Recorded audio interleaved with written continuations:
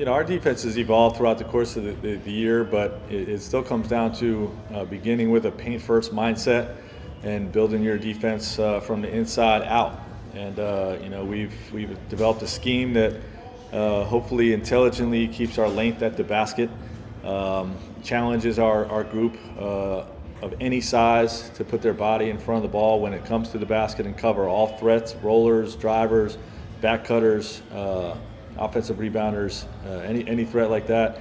We want to put our body in front of the ball and have that mindset. It's worked for us at a pretty high level so far, and hopefully that just gets strengthened into the playoffs.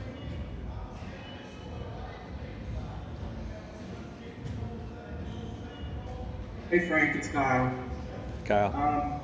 There's been a couple high-profile guys leaving the bubble for family matters, and I know those are all very personal reasons, Zion, Marcus Harrell. But in the wake of that kind of thing, have you either discussed with your family what some of those situations might be where you might have to leave, or is that something you just will take it if it comes? I have talked about some of that stuff with my wife in particular. If scenario A were to happen, if scenario B were to happen, there are scenarios where personal reasons would cause you to leave the bubble. I mean, that's just in life in general. So I don't think it's really any different with the bubble. But we have had those discussions, and we'll cross those bridges when we come to them. Hey Frank, it's Dave. I wanted to know if you guys have had any conversations as a team in Orlando about how you could have a demonstration or have conversations or whatever about social justice issues facing this country and present a united face as a Lakers organization.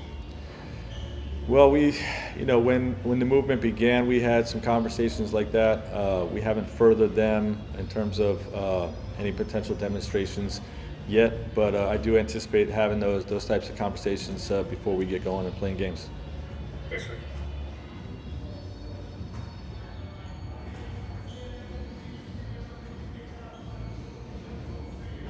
David? Hi, Coach. This is Davide Chiallato from Italy. Hello, David. Hope you hear me well. I do.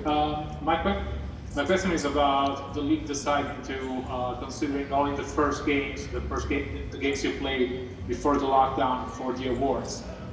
And I'm curious about who would you vote for Coach of the Year? You can vote for yourself. If I could not vote for myself, obviously that's a tough one. I think so many people have done great jobs. Obviously, Coach Bud and Coach Nurse out east, doing what they've done has been very impressive. Billy the Kid in OKC with a team that didn't necessarily have high expectations, has done a great job. Taylor Jenkins has done a great job in Memphis. Why don't I give it to my former Indiana buddy Brad Stevens for doing a great job, losing Kyrie Irving and a few others. Al Horford changing the whole identity of their team and having a great season. I would probably vote for Brad. Hey Frank, Melissa Rowland here. Along those same lines with the awards going through March 11, do you think that LeBron James deserves to be MVP of this season? Absolutely. Nobody impacts winning more than LeBron James. I do believe that he should be the MVP this year. I believe that he should be the MVP, and I believe Anthony Davis should be the Defensive Player of the Year. I hope those awards go to our two players.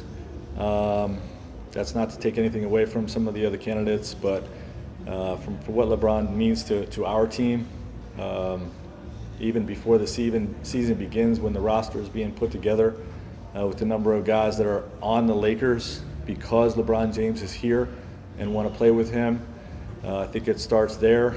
And then obviously, what he's able to do on the basketball court, orchestrating the offense, leading the league in assists, and really setting a tone on the defensive end. We're the third best defense in the NBA, best in the West, and You know, a lot of that comes from his commitment this season, which has been greater than the last few years, from what I'm told.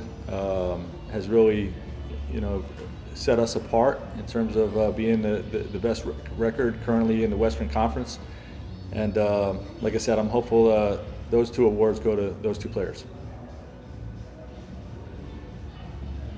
Lisa, last question. Hey, Frank, just following up on that, if you can remember back to that last game that we had with you, that last weekend, that Friday, the Bucks versus the Lakers, what did you see out of LeBron and AD in that game to just kind of, like you said, set the tone?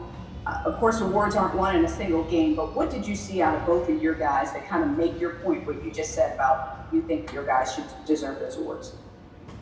Yeah, well, you know, obviously Anthony dominates in his own matchup in most cases, but also has the ability to switch out and guard anyone on the floor at any size and be one of the best rim protectors in the game. So, you know, that versatility and dominance, you know, makes him the front runner in my book.